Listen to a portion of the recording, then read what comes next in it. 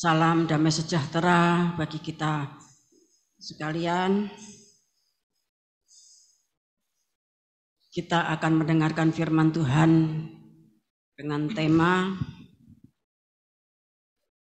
Satrio Piningit dan 70 wajib paham Wahyu 12. Ini sesi yang ke-32. Kita akan baca terlebih dahulu Pengkhotbah pasal yang ketiga, ayat 14 dan 15. Aku tahu bahwa segala sesuatu yang dilakukan Allah akan tetap ada untuk selamanya. Itu tak dapat ditambah dan tak dapat dikurangi. Allah berbuat demikian supaya manusia takut akan Dia. Yang sekarang ada dulu sudah ada, dan yang akan ada sudah lama ada, dan Allah mencari yang sudah lalu. Terima kasih. Di dalam ayat 14 tadi dikatakan, segala yang dilakukan Allah akan tetap ada untuk selamanya. Tak dapat ditambah dan tak dapat dikurangi. Berarti harus akurat. Akurat itu artinya harus teliti, harus cermat, seksama, tepat, benar. Harus persis, benar. Ya, persis itu artinya benar, secara pasti, tepat betul, sama besar atau serupa. Ya. Kemudian ayat 15 mengatakan yang sekarang ada, dulu itu sudah ada. Bahkan yang akan ada, yang akan datang, yang akan ada, sudah lama ada. Dan Allah mencari yang sudah lalu. Artinya, yang sudah lalu itu merupakan prototipe atau purwarupa atau arketipe atau patrun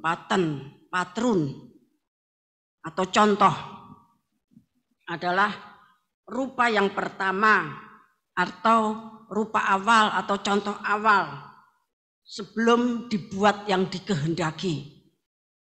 Bapak Ibu Saudara yang dikasih Tuhan, jadi yang akan jadi nanti dulu Tuhan itu sudah kasih contoh.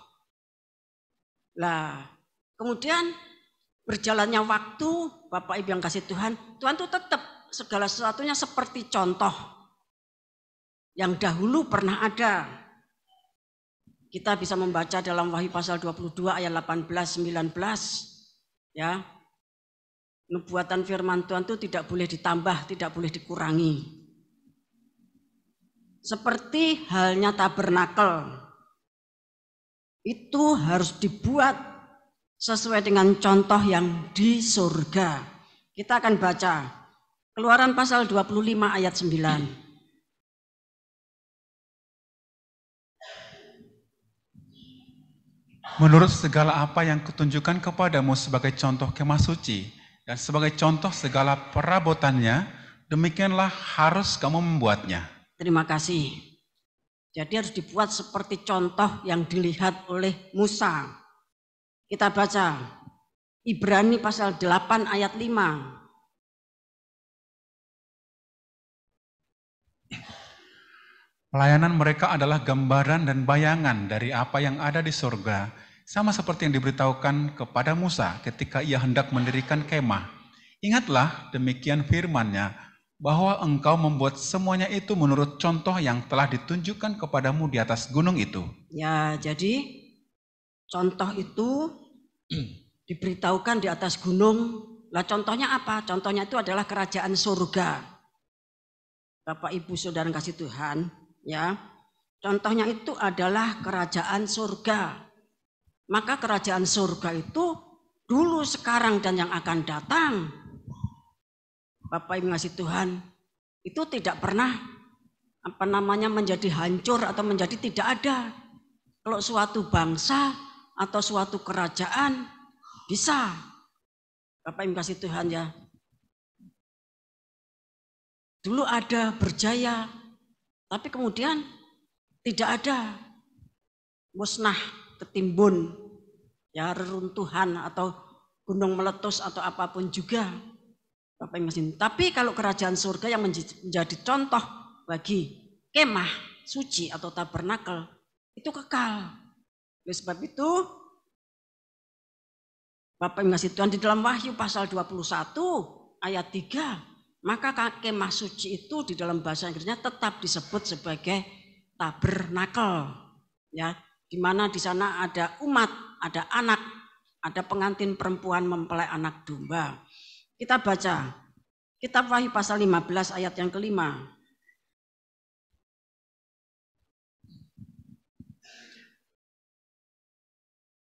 Tujuh malaikat dengan 7 cawan murka Allah. Kemudian daripada itu aku melihat orang membuka bait suci, kemah kesaksian di surga. Ya, jadi bait suci itu adalah kemah kesaksian di surga.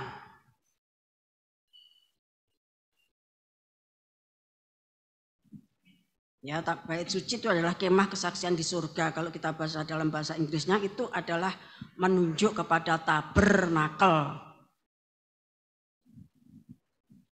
Ya, jadi semua yang dibuat Allah dulu itu berlaku sepanjang zaman sampai pada yang akan datang. Tuhan itu tetap mencari yang dulu, yang contohnya. Bapak Ibu yang kasih Tuhan, ya. Maka tentang Wahyu pasal 12 itu digenapi berkali-kali. Bapak Ibu kasih Tuhan. Setiap firman Tuhan itu digenapi dulu terus sepanjang perjalanan umat manusia dan yang akan datang. Bahkan setiap umat Tuhan itu berharap firman Tuhan itu digenapi atas pribadi per pribadi. Ya. Kita semuanya berharap firman Tuhan, janji-janji Tuhan itu digenapi pribadi per pribadi. Contohnya saja, Bapak Ibu kasih Tuhan, dulu Tuhan Yesus pikul salib dan Tuhan menghendaki kita semua yang mengikut Dia itu memikul salib sejak abad pertama sampai abad yang sepanjang 2000 tahun sampai sekarang tahun 2023, semua orang yang mengikut Tuhan itu harus pikul salib. Jadi firman itu digenapi sepanjang zaman, digenapi berkali-kali. Oleh sebab itu, Wahyu pasal 12, Bapak Ibu Saudara kasih Tuhan, itu yang pertama, yaitu merupakan penegasan ulang bagi orang Israel. Penegasan ulang bagi orang Israel atau orang Yahudi, bahwa peristiwa Wahyu pasal 12, itu menunjuk kepada kelahiran Tuhan Yesus Kristus, ya, yang dilahirkan oleh Ibu Maria yang menghadapi pembunuhan dari Herodes sampai akhirnya anak-anak Bethlehem 2 tahun ke bawah mati dan sampai akhirnya Tuhan Yesus itu pun tidak ditelan oleh iblis melalui mahkamah agama dan melalui Yudas yang setelah perjamuan suci dirasuk iblis. Namun demikian dia mati, turun ke neraka, bangkit, dan kembali ke tahtanya. Jadi itu merupakan penegasan ulang bagi orang Israel, orang Yahudi. Bapak Ibu yang dikasih Tuhan, ya.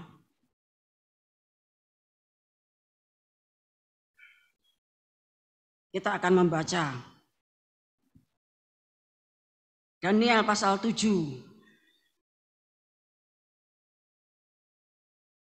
Daniel pasal 7 ayat 13 dan 14.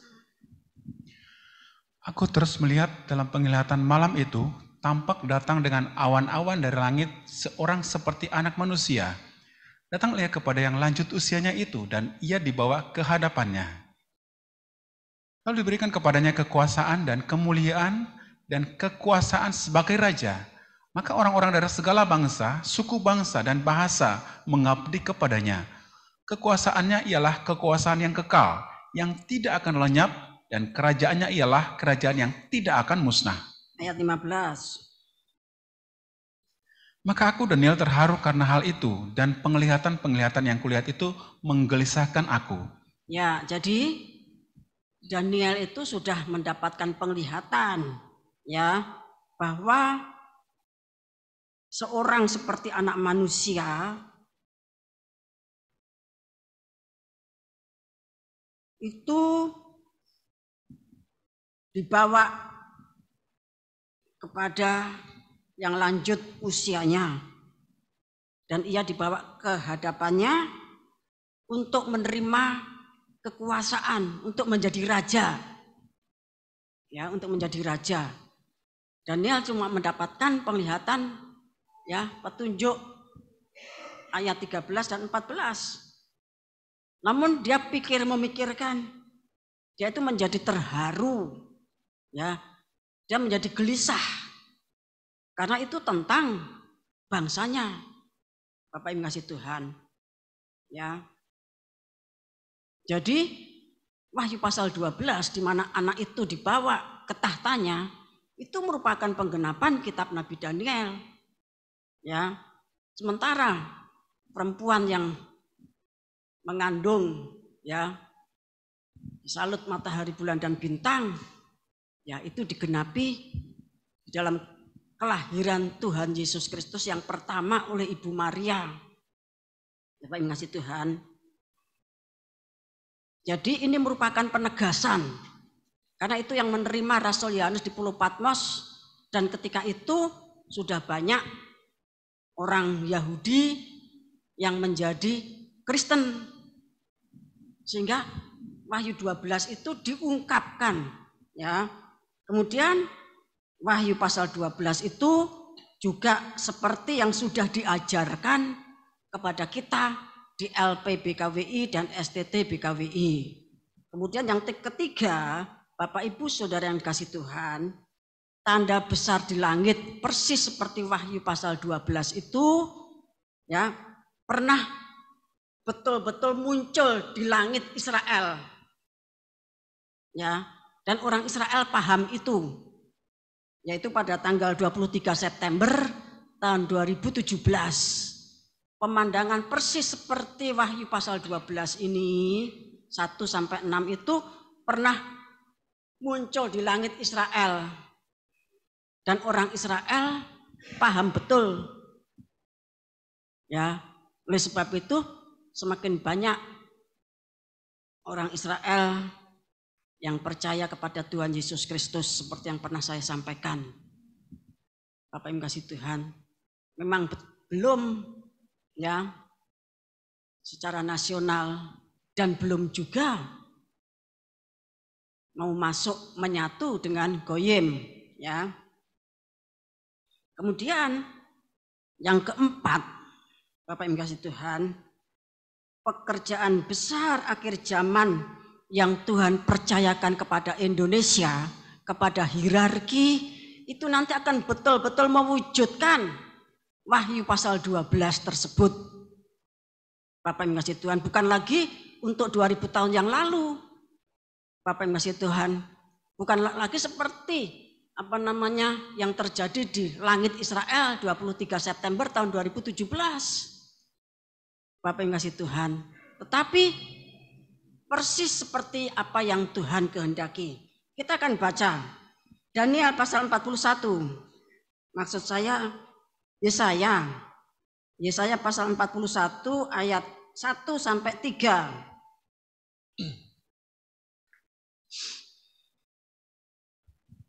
Tuhan membangkitkan seorang pembebas. Dengarkanlah aku dengan berdiam diri, hai pulau-pulau. Hendaklah bangsa-bangsa mendapat kekuatan baru. Biarlah mereka datang mendekat, kemudian berbicara. Baiklah kita tampil bersama-sama untuk berperkara. Siapakah yang menggerakkan dia dari timur? Menggerakkan dia yang mendapat kemenangan di setiap langkahnya, yang menaklukkan bangsa-bangsa ke depannya, dan menurunkan raja-raja? Pedangnya membuat mereka seperti debu, dan panahnya membuat mereka seperti jerami yang tertiup. Ia mengejar mereka, dan dengan selamat ia melalui jalan yang belum pernah diinjak kakinya. Ya, Kalau dalam bahasa Inggrisnya ayat 2 itu ya menggerakkan dia dari timur, itu adalah ya dikatakan sebagai the man from the east. Ya. Seorang laki-laki dari timur yang akan menjadi pemenang yang merebut kemenangan. Dikatakan menaklukkan bangsa-bangsa, bahkan para raja dan juga para pembesar, menurunkan raja-raja, ya. Itu maksudnya pemerintah, penguasa, penghulu roh jahat di udara. Efesus pasal 6 ayat 12. Ya. Kemudian dikatakan ayat 3, ia mengejar mereka dan dengan selamat ia melalui jalan yang belum pernah diinjak kakinya. Ya, itu bahasa dari perjalanan tabut perjanjian. Kita akan baca kitab Yosua pasal 4, maksud saya kitab Yosua pasal 3 ayat 1 sampai 4. Menyeberangi sungai Yordan. Yosua bangun pagi-pagi, lalu ia dan semua orang Israel berangkat dari Sitim, dan sampailah mereka ke sungai Yordan. Maka bermalam mereka di sana sebelum menyeberang.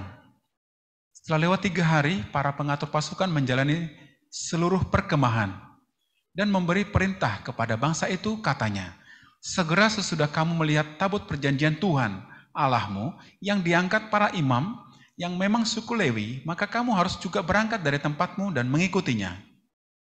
Hanya antara kamu dan tabut itu harus ada jarak kira-kira 2000 hasta panjangnya. Janganlah mendekatinya, maksudnya supaya kamu mengetahui jalan yang harus kamu tempuh. Sebab jalan itu belum pernah kamu lalui dahulu. Ya, Yosua mengatakan ketika orang Israel mau menyeberang Yordan dan masuk negeri Kanaan, ya, negeri Kanaan itu belum pernah dijalani oleh bangsa Israel setelah 40 tahun di padang gurun. Kalau 12 pengintai ya sudah pernah, tapi yang 10 sudah mayatnya bergelimpangan di padang gurun, tinggal Yosua dan Kaleb. Bapak Ibu yang kasih Tuhan. Oleh sebab itu, tabut itu harus ada jarak dengan umat, yaitu dikatakan kira-kira 2000 hasta panjangnya. 2000 hasta itu menunjuk bilangan dari ruang suci, ya, menunjuk kepada jumlah bilangan dari ruang suci. Jadi tabut perjanjian itu ada jarak dengan umat Israel. Lah demikian juga karena tabut perjanjian yang di atasnya, di atas tutupan gafirat, di antara 2 kerub, disitulah Tuhan itu berbicara. Ya, berbicara tentang jalan yang harus dilewati. Lah demikian juga di dalam Yesaya pasal 41 tadi dikatakan, the man from the east, Bapak Ibu kasih Tuhan, laki-laki yang dari timur, ya, yang menerima pewahyuan 13 November tahun 87, menerima pewahyuan di dalam Dewan Musyawarah Tuhan, dan berkali-kali naik turun surga bumi, dan sekarang ada di sana untuk suatu masa yang ditetapkan oleh Tuhan, untuk suatu saat kembali di dalam Wahyu pasal yang ke-10, Bapak yang kasih Tuhan, dia itu membawa pengajaran kitab Wahyu ini, ya, melewati jalan yang belum pernah dilalui oleh orang. Kalau jalan-jalan yang ada di muka bumi, ya tentunya pernah dilewati, Bapak yang kasih Tuhan. Tapi jalannya tabut perjanjian itu untuk masuk negeri Kanaan itu, Bapak Ibu sudah kasih Tuhan, itu belum pernah kita lewati, kita belum tahu, ya. Tapi nanti dari antara dua kirub Tuhan itu akan berbicara. Ya. Kita baca Yesaya 46.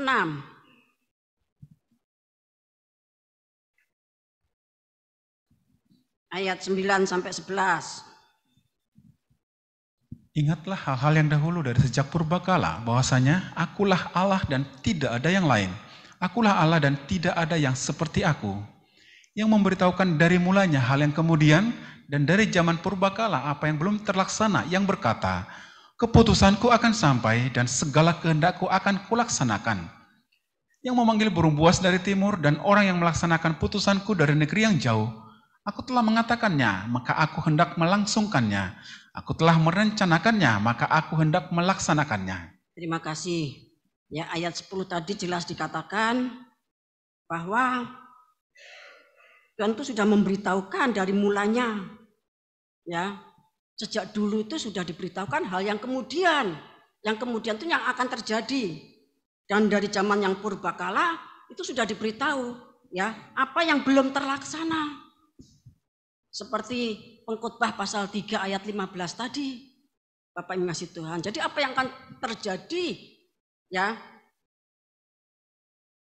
pada akhir zaman itu sudah diberitahukan oleh Tuhan.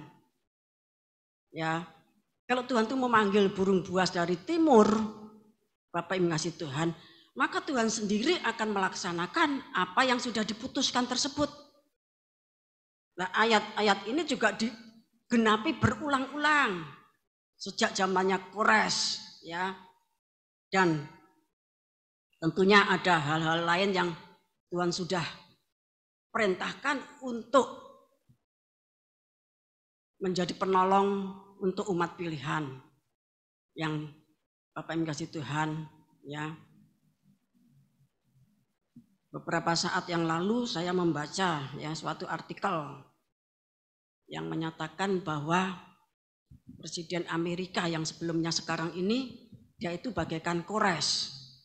Itu artikel, ya, bukan pengajaran di sini, ya.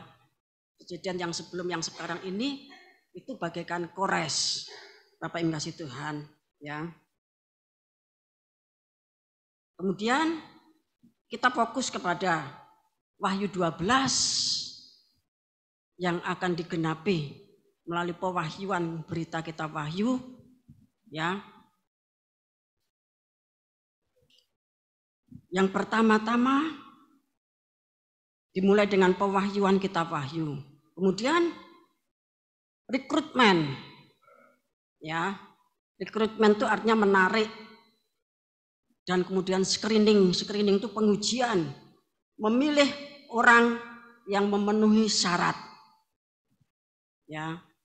Kalau saudara yang LPPKWI angkatan pertama itu tahu bahwa Tuhan perintahkan untuk mendirikan sekolah Alkitab itu untuk memanggil 7 guru. Ya. Kemudian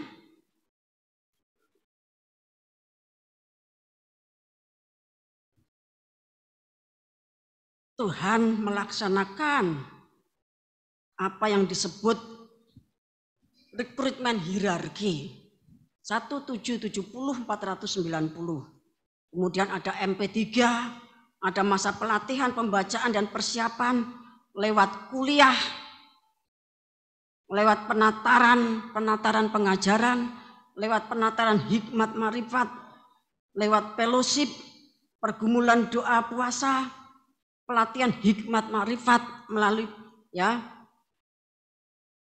fellowship pra konferensi, dan Bapak Ibu kasih Tuhan, kemudian pembukaan gerbang timur Papua, kemudian IRT Conference, ya, yang merupakan rekrutmen besar-besaran, ya. IRT Conference itu merupakan rekrutmen besar-besaran. Sementara siapa-siapa yang dipilih itu rahasia Tuhan. Karena kalau tidak nanti gugur, ya, sebelum menjadi, karena menjadi incaran dari iblis. Kemudian kelahiran hierarki. Setelah kelahiran hierarki, kita masuk panen raya 2015 sampai 2022. Kemudian penyucian 2 tahun, ya, tahun 2022 sampai 2024. Sekarang ini tersisa waktu 1 tahun untuk mengalami penyucian dan pendamaian. Bapak Ibu Saudara yang dikasih Tuhan, ya. Kita akan membaca Wahyu pasal 10 ayat 1 sampai 4. Kitab terbuka, dan aku melihat seorang malaikat lain yang kuat turun dari surga, berselubungkan awan, dan pelangi ada di atas kepalanya, dan mukanya sama seperti matahari, dan kakinya bagaikan tiang api. Sampai 4. Dalam tangannya ia memegang sebuah gulungan kitab kecil yang terbuka. Ia menginjakkan kaki kanannya di atas laut, dan kaki kirinya di atas bumi. Dan ia berseru dengan suara nyaring sama seperti singa yang mengaum. Dan sesudah ia berseru, ke-7 guru itu memperdengarkan suaranya. Dan sesudah ke-7 guru itu selesai berbicara, aku mau menuliskannya. Tetapi aku mendengar suatu suara dari surga berkata, meteraikanlah apa yang dikatakan oleh ke-7 guru itu, dan janganlah engkau menuliskannya. Terima kasih. Nanti pada waktu Wahyu pasal 10 itu digenapi, Bapak Ibu yang dikasih Tuhan, malaikat sang surya turun dari surga, maka 7 guru itu ya sudah siap untuk menerima bicaranya malaikat sang surya. Sudah siap untuk menerima bicaranya malaikat sang surya. Ayat 1 sampai 4 tadi disebutkan demikian. Kemudian kita baca ayat yang ke-11 dari Wahyu pasal 10.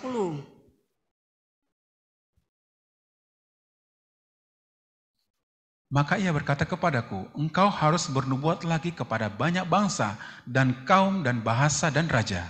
Nah, kemudian nanti malaikat sang surya dan 7 guru dan 70 penatua dan 490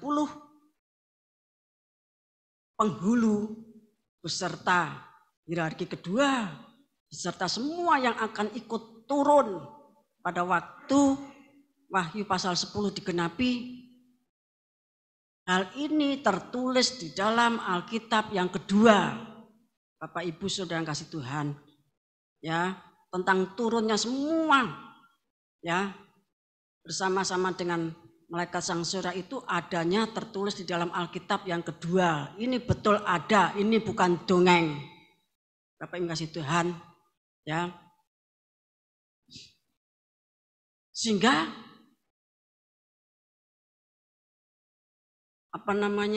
pemberitaan Injil yang kekal itu akan berlangsung sangat cepat dan sangat mudah.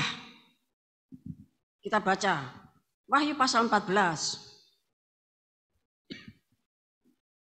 Kita baca ayat 6 sampai ayat 7. Pemberitahuan tentang penghakiman. Dan aku melihat seorang malaikat lain terbang di tengah-tengah langit, dan padanya ada Injil yang kekal, untuk diberitakannya kepada mereka yang diam di atas bumi, dan kepada semua bangsa, dan suku, dan bahasa, dan kaum. Dan ia berseru dengan suara nyaring, takutlah akan Allah dan muliakanlah Dia, karena telah tiba saat penghakimannya, dan sembahlah Dia yang telah menjadikan langit dan bumi, dan laut dan semua mata air. Ya, jadi malaikat sang surya itu membawa Injil yang kekal untuk diberitakan kepada mereka yang diam di atas bumi, semua bangsa, semua suku, semua bahasa, dan semua kaum, sambil memberitakan tentang bahwa penghakimannya itu ya sudah tiba. Jadi di samping memberitakan Injil yang kekal kepada semua yang ada di muka bumi, dia juga memberitakan bahwa penghakiman Tuhan itu sudah tiba. Telah tiba saat penghakimannya. Bapak Ibu sungguh Tuhan, melalui pekerjaan ya dari hierarki, tentunya itu dimulai oleh pekerjaan Tuhan Yesus di dalam merekrut orang Yahudi menjadi pengikutnya. Bapak Ibu kasih Tuhan, ada 12, ada 70, ada 4.000, ada 5.000, ya. Kemudian berkembang pada zaman Pentakosta. Dan di dalam Matius 28 ayat 18 sampai 20, amanat agung Tuhan Yesus Kristus memerintahkan supaya semua muridnya memberitakan Injil ke seluruh muka bumi, dan kepada yang percaya diajar, kemudian disuruh bertobat dan dibaptis. Nah, semua orang yang begitu banyak itu dan berlangsung selama 2000 tahun, Bapak Ibu yang kasih Tuhan, dilakukan oleh para hamba-hamba Tuhan. Kemudian tahun 2015 sampai tahun 2020 terlaksanalah panen raya, ya, diambilnya jiwa-jiwa dari neraka oleh Tuhan Yesus Kristus, dan kacungnya, budaknya, hambanya, Bapak yang kasih Tuhan. Dan nanti ditambah lagi ketika Wahyu pasal 10 ayat 11 itu digenapi, lebih tepatnya, artinya lebih jelasnya Wahyu pasal 14 ayat 6 sampai 7 itu digenapi, maka sangat banyaklah umat manusia yang akan menjadi rakyat kerajaan, ya, yang akan menjadi rakyat kerajaan, dan mereka nanti akan ditempatkan sesuai dengan stratanya masing-masing. Dari semua orang yang dimenangkan di dalam Tuhan Yesus Kristus itu, ada yang menjadi rakyat, ada yang menjadi keluarga, ada yang menjadi mempelai. Itu jumlah yang sangat banyak sekali, Bapak Ibu Saudara yang kasih Tuhan, ya. Wahyu pasal 12 ayat 1.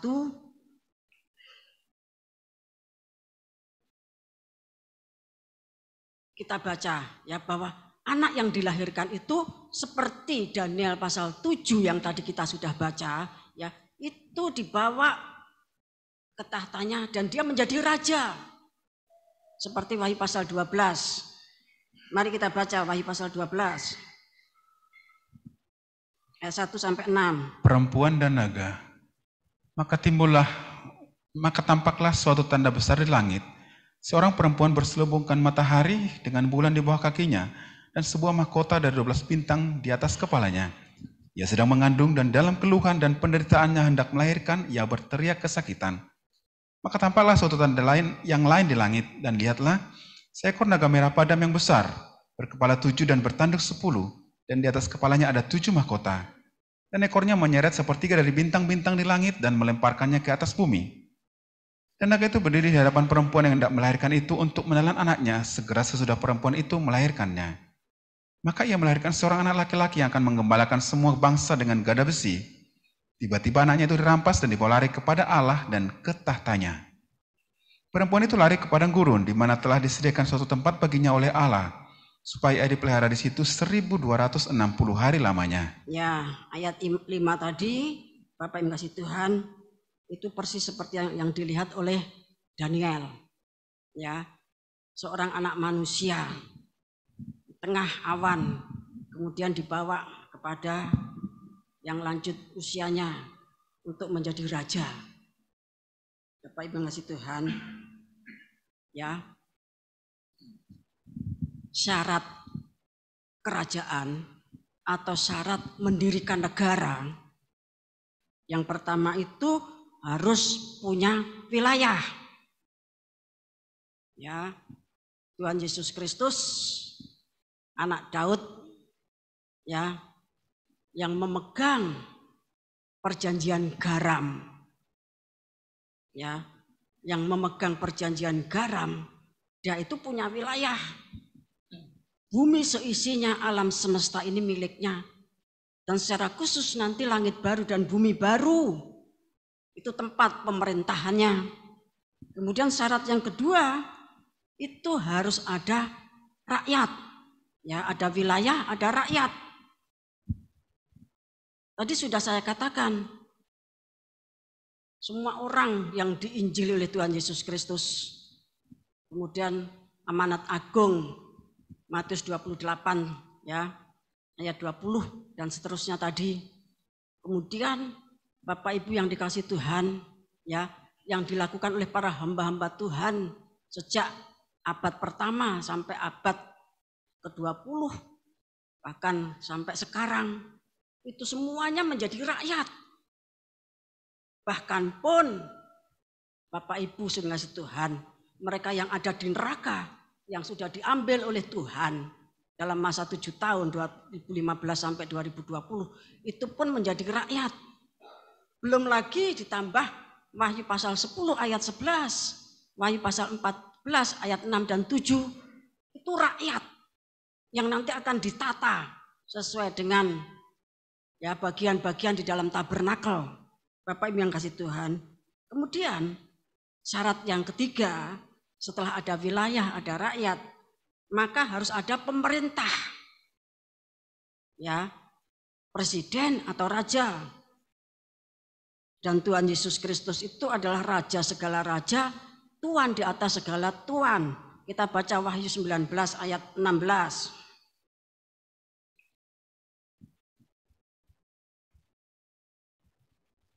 Dan pada jubahnya dan pahanya tertulis suatu nama, yaitu Raja segala raja dan Tuan di atas segala tuan. Ya, ini dalam penggenapannya. Tetapi dalam nubuatannya, ya, ada perjanjian garam. Ya, yang pertama itu perjanjian garam tentang semua persembahan. Ya, kemudian perjanjian garam itu bahwa kerajaan kekal itu dipegang oleh keturunan Daud. Itu yang dipahami oleh anak-anaknya Raja Daud. Bapak Ibu Saudara yang dikasih Tuhan.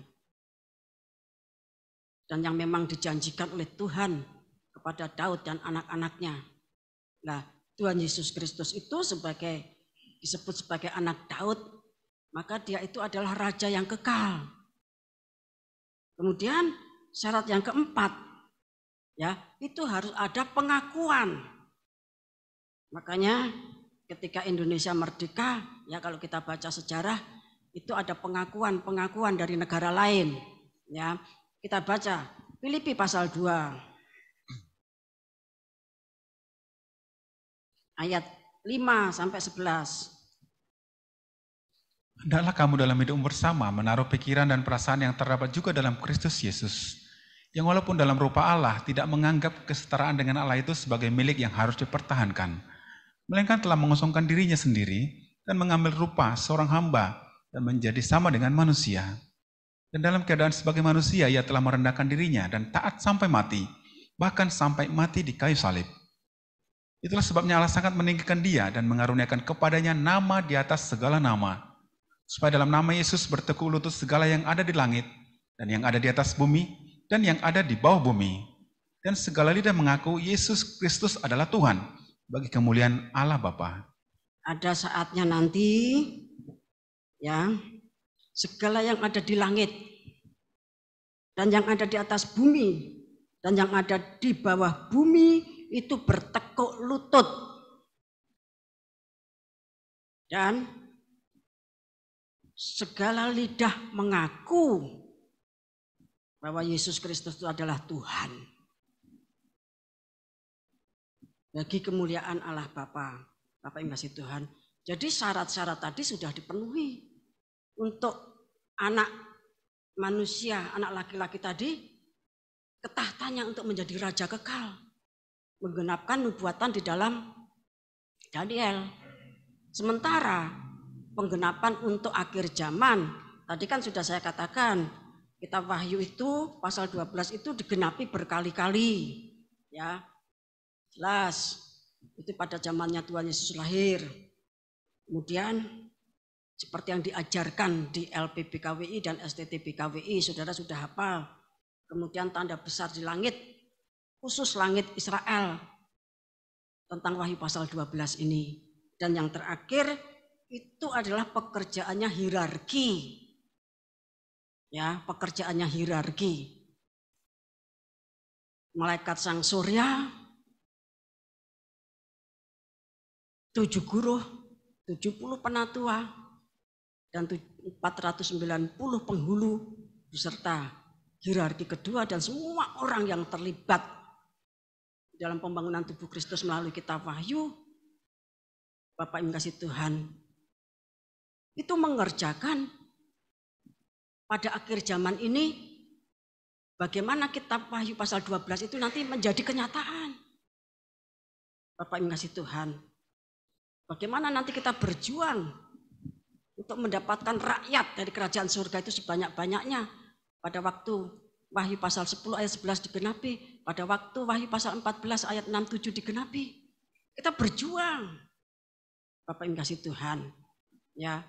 Dan semuanya itu kasih karunia. Kita ini bukan apa-apa. Kalau tidak mendapatkan kemurahan, kepercayaan dan kasih karunia dari Tuhan, tanpa kita pun Tuhan bisa melakukan semuanya. Tetapi kalau kita ini dipakai, itu semata-mata kasih karunia karena Tuhan itu mau bekerja sama dengan kita ciptaannya yang dulu dicipta sesuai dengan gambar dan teladan Tuhan.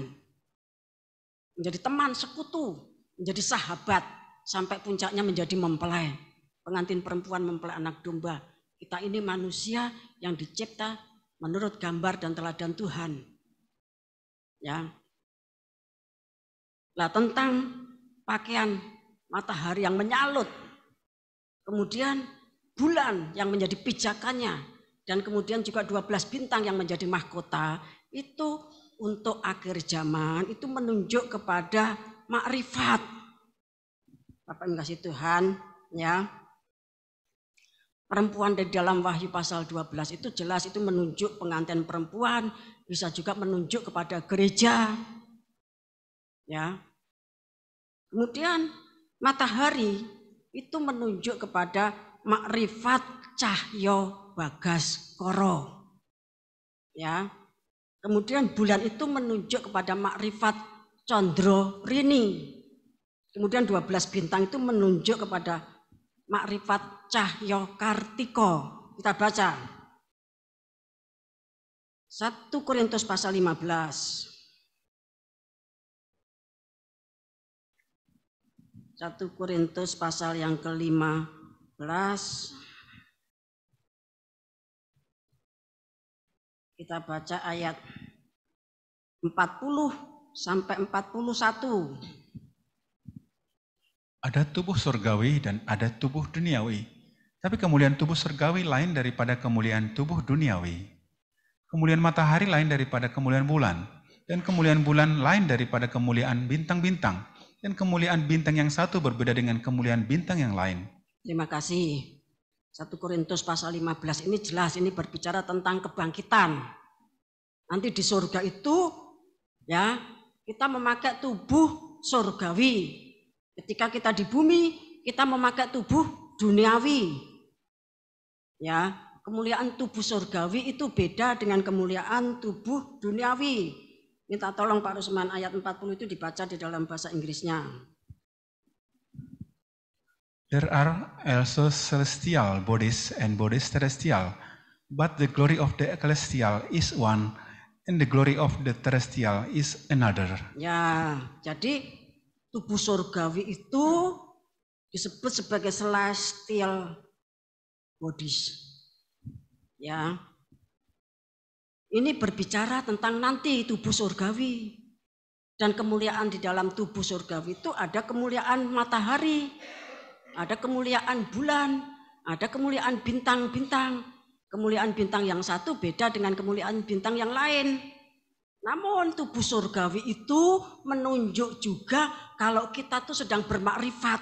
Kalau kita tuh sedang ngerogo sukmo, maka kita itu memakai tubuh surgawi. Ya, memakai tubuh surgawi bukan dengan badan ini. Bapak yang kasih Tuhan, kalau kita pergi di dalam roh, kalau kita tuh ngerogo sukmo atau kembar jiwa, maka yang dipakai itu celestial bodies. Bapak yang kasih Tuhan, kita tidak bisa pergi ke tempat wilayah kerajaan 7 penguasa dengan tubuh ini. Bapak yang kasih Tuhan, kita menggunakan tubuh surgawi, celestial bodies. Itu tubuh makrifat atau tubuh biasa dikenal sebagai tubuh astral. Bapak Ibu kasih Tuhan.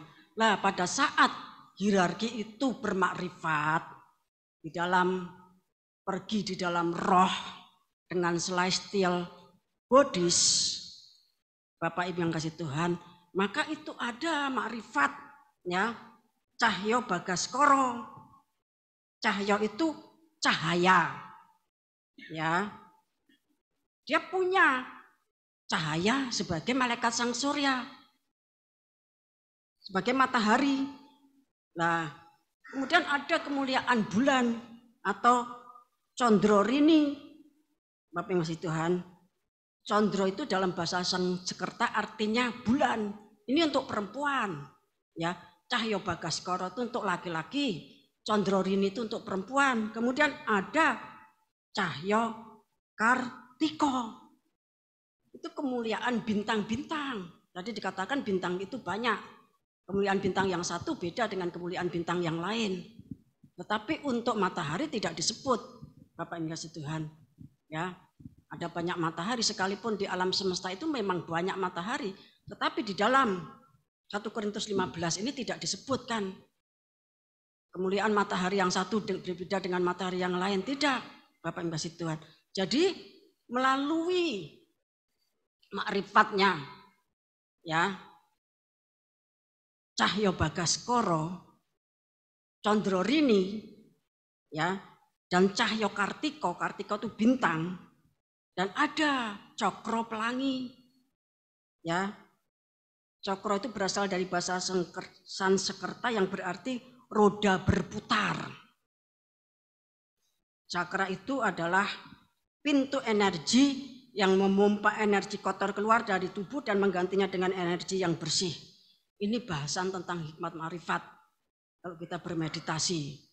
Tapi ini bukan pelajaran, saat ini bukan pelajaran itu. Tetapi Bapak Ibu ngasih Tuhan, matahari, bulan, dan bintang, ya, Cahyo Bagaskoro, Condrorini, dan Cahyo Kartiko itu yang menyalut. Yang menyalut.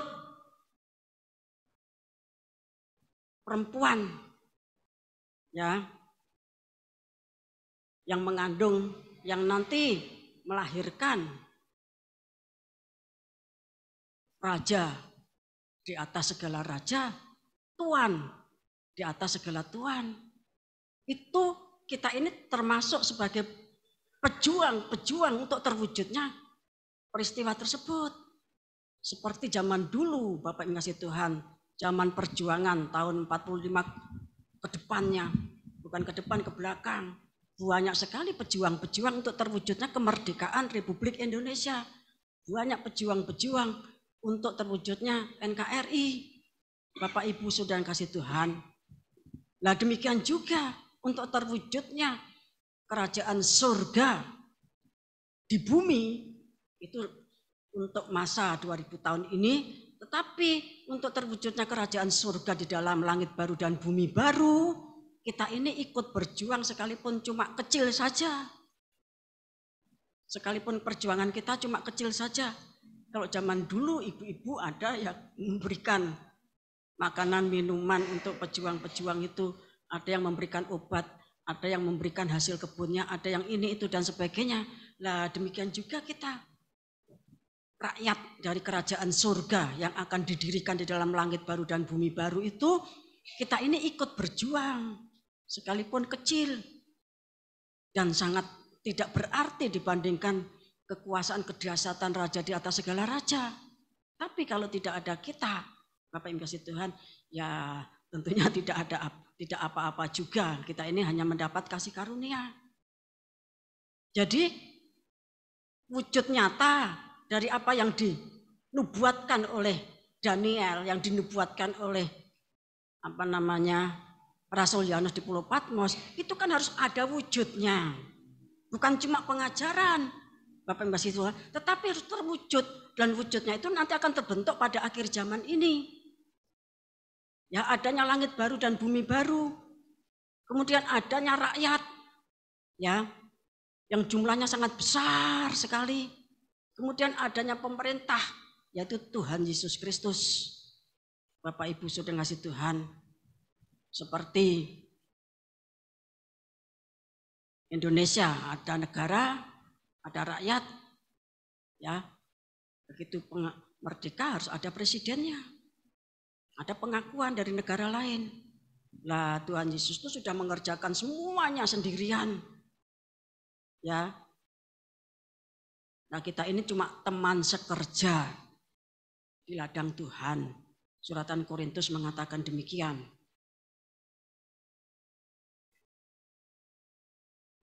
Kita akan baca Wahyu pasal 1 ayat 10.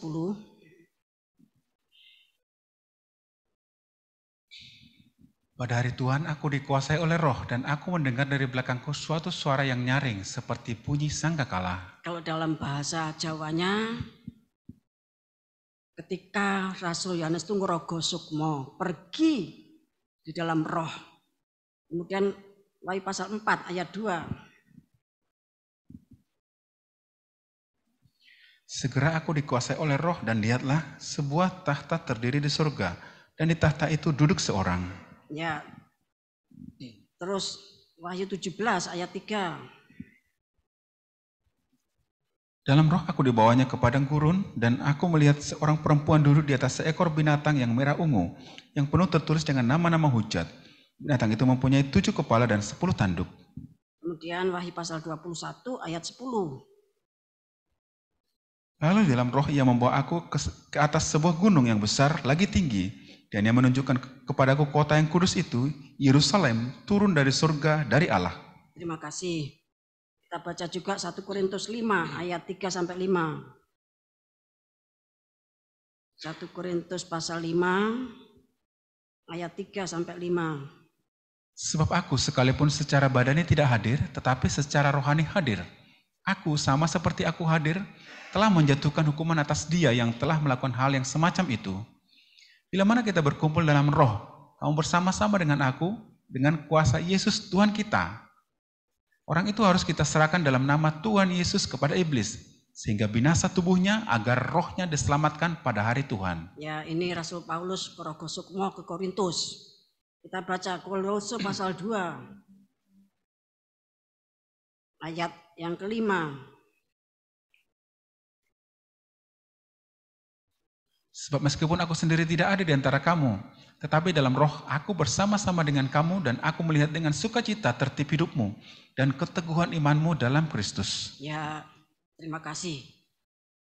Seperti yang dilakukan Rasul Paulus, seperti yang dilakukan oleh Rasul Yohanes, maka hierarki itu juga bekerja di dalam tubuh surgawinya, di dalam celestial bodies. Ya, mulai dari malaikat sang surya dengan cahyo bagaskoro, kemudian para perempuan dengan condro rini, Bapak Ibu kasih Tuhan, itu menjadi pijakan. Bulan itu kan menjadi pijakan supaya para perempuan-perempuan itu teguh dalam menopang pembangunan tubuh Kristus. Bapak Ibu sudah kasih Tuhan, dengan cahyo kartiko, para guru dan para penghulu, para penatua, ya, itu menjadi perlindungan, menjadi perhiasan. Bapak Ibu sudah kasih Tuhan, itu di dalam celestial bodies, di dalam tubuh surgawi kita. Pada saat kita latihan hikmat marifat, pada saat kita melakukan kembar jiwa, pada saat kita ngerogo sukmo, Bapak Ibu sudah ngasih Tuhan, ya, itu menjadi salut. Jadi perempuan, ya, yang akan mengantar Tuhan Yesus Kristus menjadi raja. Jadi ada tubuh makrifat matahari, ada tubuh makrifat bulan, ya, ada tubuh makrifat bintang-bintang. Ya, makrifatnya para tokoh yang menyalut gereja, sampai Tuhan Yesus Kristus dilantik menjadi raja. Kita baca.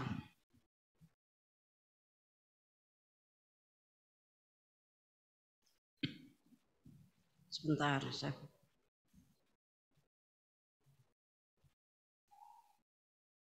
kita baca Matius pasal 21, ayat 1 dan seterusnya. Yesus dieluk-elukkan di Yerusalem.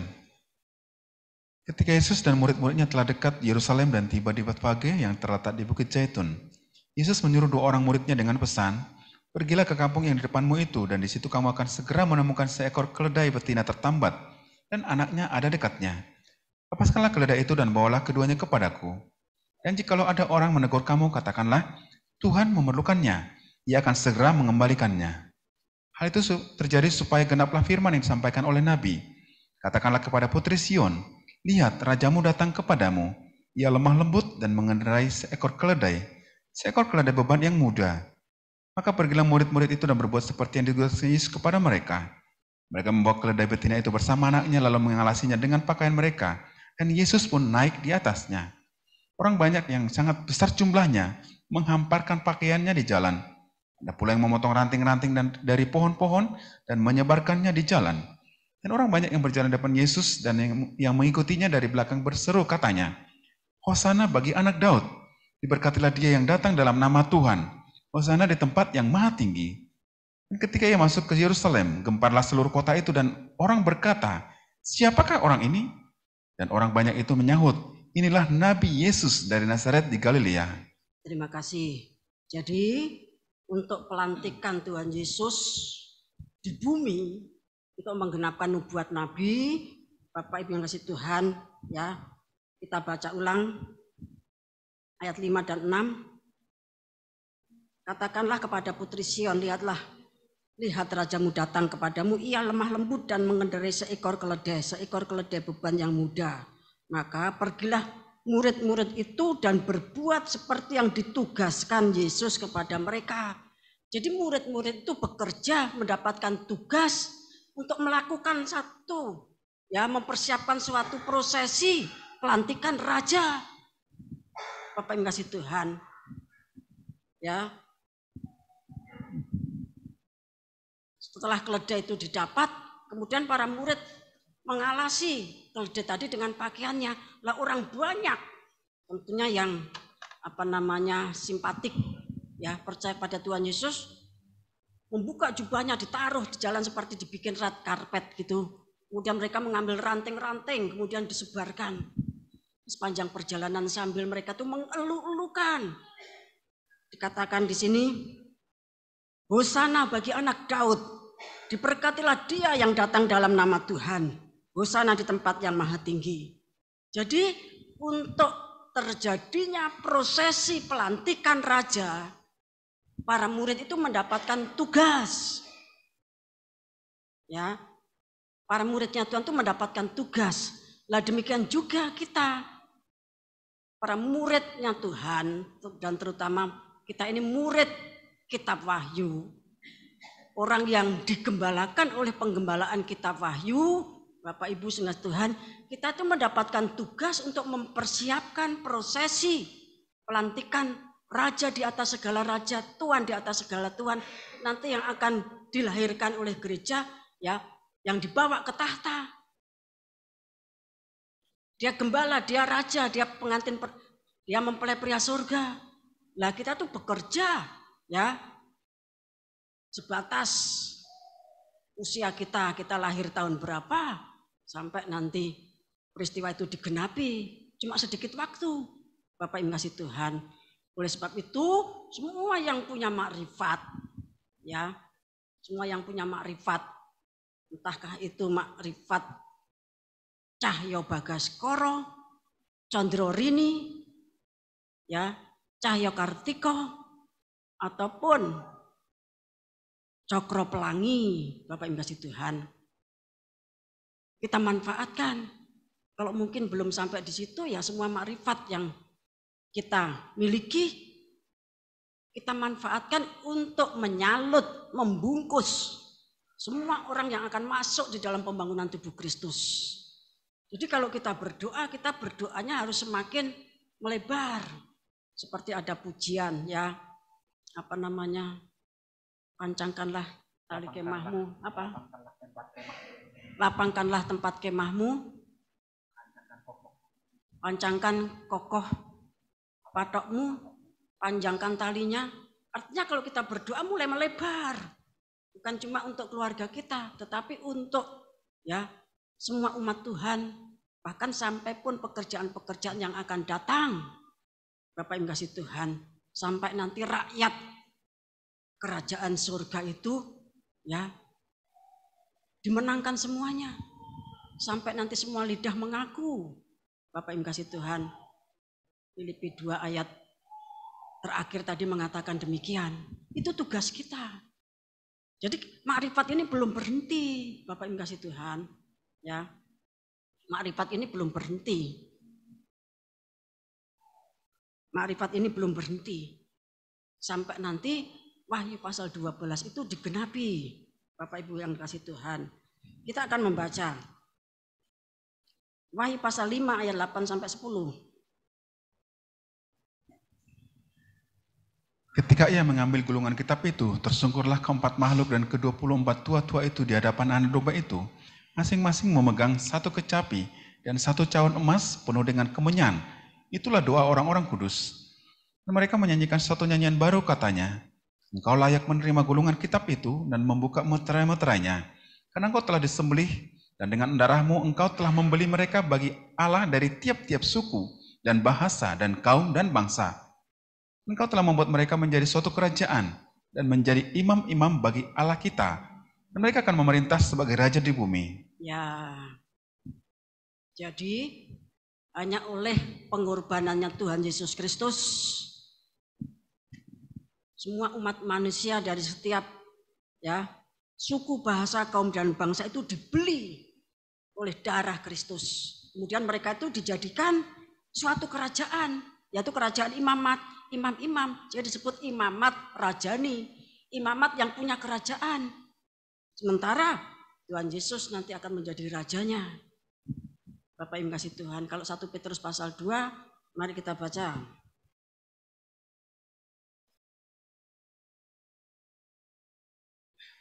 Ayat 9 sampai 10. 1 Petrus 2 ayat 9 sampai 10. Tetapi kamulah bangsa yang terpilih, imamat yang rajani, bangsa yang kudus, umat kepunyaan Allah sendiri, supaya kamu memberitakan perbuatan-perbuatan yang besar dari Dia yang telah memanggil kamu keluar dari kegelapan kepada terangnya yang ajaib. Kamu yang dahulu bukan umat Allah, tetapi yang sekarang telah menjadi umatnya, yang dahulu tidak dikasihani, tetapi yang sekarang telah beroleh belas kasihan. Ya, kalau Israel itu jelas umat pilihan. Di sana ada 12 suku. Dari Ruben yang terakhir Benyamin, dan dari suku Lewi ya itu ada Musa, Harun, ya Miriam. Kemudian suku Lewi seterusnya, Bapak Ibu kasih Tuhan, itu suku Lewi yang melayani tabernakel, sementara Musa, Harun dan anak-anaknya itu imam-imam. Itu jelas, itu jatahnya Israel. Tetapi kita yang dahulu bukan umat, dikatakan di dalam ayat yang ke-9-10 ya, kamu yang dahulu bukan umat Allah, artinya goyim. Goyim itu ya bukan suku Lewi. Goyim itu dikatakan adalah suatu imamat yang rajani. Kita tuh imam-imam, para pelayan yang melayani pembangunan tubuh Kristus, melayani kerajaan surga di bumi, sampai nanti menjadi pelayan-pelayan di dalam kerajaan surga, di dalam langit baru, bumi baru. Seperti yang dikatakan di dalam Wahyu pasal 5 ayat 8 sampai 10. Kita ini ditebus ya oleh darah Kristus dan dibentuk menjadi kerajaan imam-imam. Bapak Ibu yang dikasih Tuhan ya. Jadi semuanya itu terjadi karena darah Kristus ya. Kita baca Injil Lukas pasal 11 ayat 20.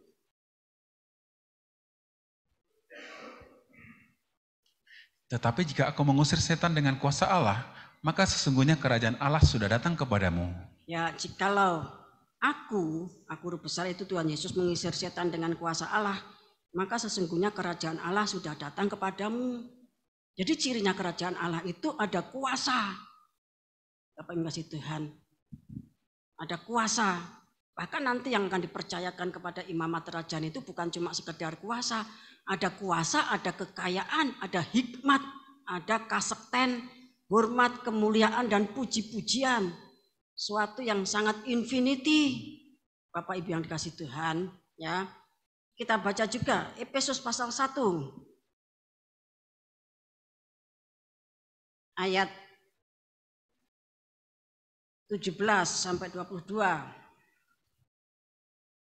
Dan meminta kepada Allah Tuhan kita Yesus Kristus, yaitu Bapa yang mulia itu, supaya ia memberikan kepadamu roh hikmat dan wahyu untuk mengenal dia dengan benar. Dan supaya ia menjadikan mata hatimu terang, agar kamu mengerti pengharapan apakah yang terkandung dalam panggilannya. Betapa kayanya kemuliaan bagian yang ditentukannya bagi orang-orang kudus. Dan betapa hebat kuasanya bagi kita yang percaya, sesuai dengan kekuatan kuasanya.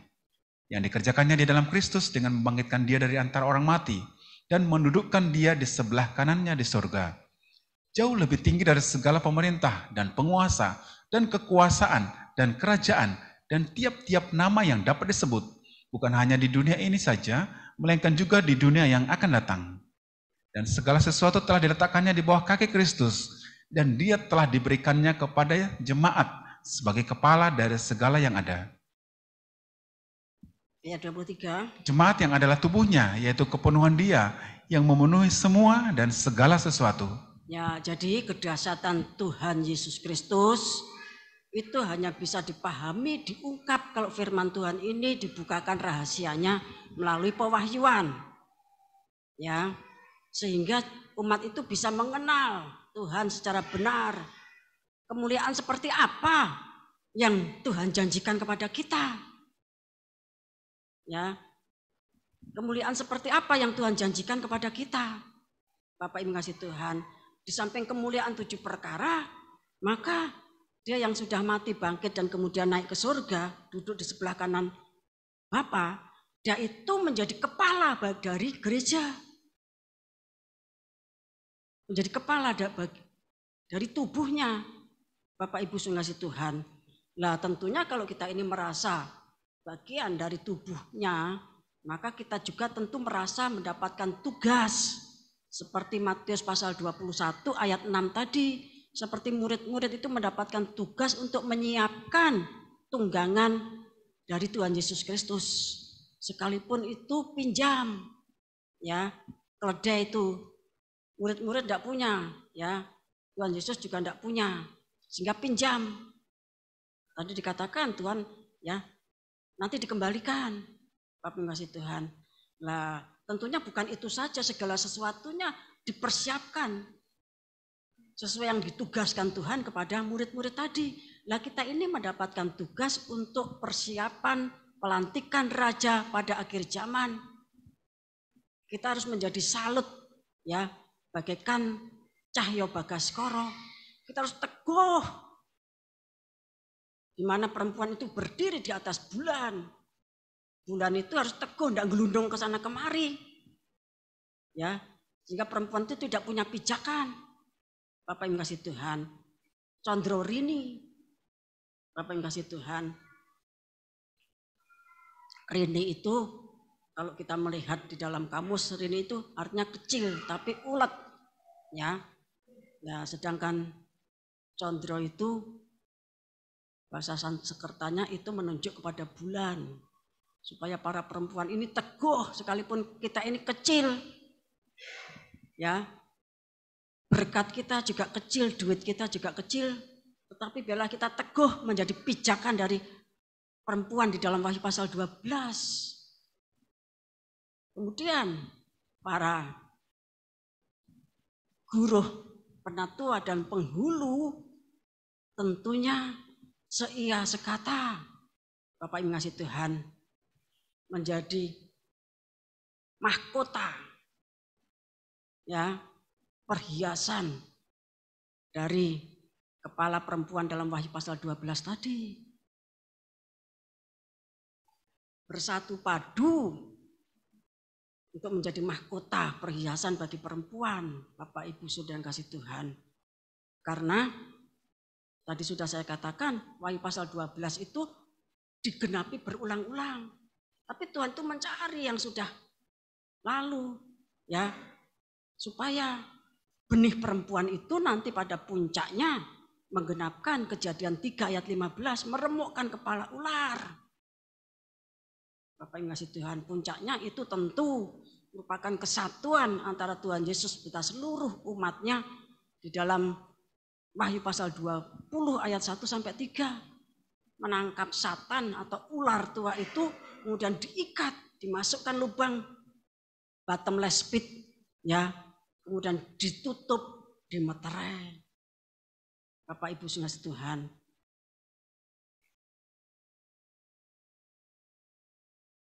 kita akan membaca Wahyu pasal 11 ayat 15 sampai 19. Sangkakala yang ketujuh, nyanyian puji-pujian para tua-tua. Lalu malaikat yang ketujuh meniup sangkakalanya dan terdengarlah suara-suara nyaring di dalam surga, katanya, pemerintahan atas dunia dipegang oleh Tuhan kita dan Dia yang diurapinya, dan Ia akan memerintah sebagai raja sampai selama-lamanya. Dan ke-24 tua-tua yang duduk di hadapan tahta di atas tahta mereka tersungkur dan menyembah Allah sambil berkata, kami mengucap syukur kepadamu ya Tuhan, Allah yang Maha Kuasa, yang ada dan yang sudah ada, karena Engkau telah memangku kuasamu yang besar dan telah mulai memerintah sebagai raja. Dan semua bangsa telah marah, tetapi amarahmu telah datang, dan saat bagi orang-orang mati untuk dihakimi, dan untuk memberi upah kepada hamba-hambamu, nabi-nabi dan orang-orang kudus, dan kepada mereka yang takut akan namamu, kepada orang-orang kecil dan orang-orang besar, dan untuk membinasakan barang siapa yang membinasakan bumi. Maka terbukalah bait suci Allah yang di surga, dan kelihatanlah tabut perjanjiannya di dalam bait suci itu, dan terjadilah kilat dan deru-guru, dan gempa bumi, dan hujan es lebat. Ya, jadi Bapak Ibu yang dikasih Tuhan, ya, pelantikan raja di atas segala raja itu terjadi, ya, pada saat malaikat yang ketujuh, guruh yang ketujuh. Berarti sungguh-sungguh betul-betul itu adalah pekerjaannya hierarki. Bapak yang kasih Tuhan, meniup sangkakala, kemudian suara yang nyaring yang dari surga itu mengatakan pemerintahan atas dunia dipegang oleh Tuhan kita.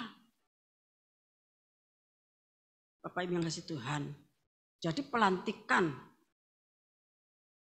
Tuhan Yesus Kristus, kepalanya hierarki, kepalanya gereja, itu tugas dari hierarki. Ya, kalau pada zaman dulu pelantikannya Daud, pelantikannya Salomo, bahkan pelantikan raja-raja Israel, raja-raja Yehuda, itu selalu mereka itu naik bagal. Kemudian ke suatu tempat diurapi dengan minyak. Ya, kemudian ada yang meniup trompet, meniup sangkakala. Tentunya sangkakalanya diatur sesuai dengan aturan di dalam Taurat itu. Berapa saat, maksudnya sangkakala untuk berkumpul, sangkakala untuk memanggil para pemimpin, sangkakala untuk pelantikan. Tentunya itu ada, orang Israel paham.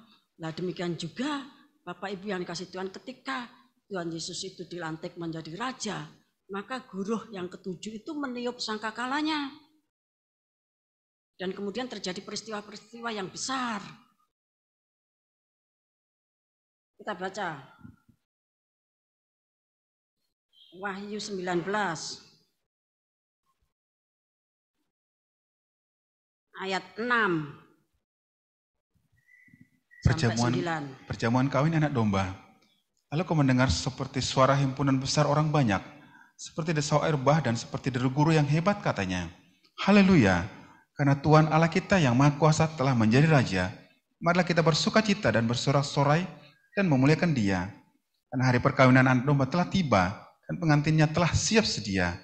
Dan kepadanya dikaruniakan supaya memakai kain lenan halus yang berkilau-kilauan dan yang putih bersih. Lenan halus itu adalah perbuatan-perbuatan yang benar dari orang-orang kudus. Lalu Ia berkata kepadaku, tuliskanlah, berbahagialah mereka yang diundang ke perjamuan kawin anak domba. Katanya lagi kepadaku, Perkataan ini adalah benar, perkataan-perkataan dari Allah. Terima kasih. Kalau nanti Wahyu pasal 19 ini digenapi, betapa kita ini sangat bersukacita dengan sukacita dan kebahagiaan yang infinity. Karena mempelai pria surga kita itu adalah raja di atas segala raja. Bapak yang kasih Tuhan, dia Tuhan di atas segala Tuhan. Dia gembala agung yang akan menggembalakan segala bangsa dengan gada besi. Bapak Ibu yang kasih Tuhan. Oleh sebab itu, ya, biarlah kita ini semakin hari semakin bermakrifat. Semakin hari semakin melebarkan kain kemah kita. Tali-talinya dipatok yang kuat. Artinya semuanya kita jangkau di dalam doa. Tentunya kita tidak bisa menyebutkan satu persatu. Bapak Ibu yang dikasih Tuhan. Kita tidak bisa menyebutkan satu persatu. Tentunya saudara nanti akan diberikan hikmat untuk ikut menjadi salut bagi perempuan dalam Wahyu pasal 12. Ikut serta di dalam tugas, ya, menyiapkan segala sesuatu tentang pelantikan raja. Seperti yang ditulis di dalam Matius pasal 21 ayat 6 tadi. Kiranya Tuhan Yesus Kristus memberkati kita, memberikan pemahaman, dan kita bisa menjadi pelaku firman Tuhan. Kita akan pujikan satu pujian. Indonesia di dalam rencana Tuhan. Kami bersyukur Tuhan.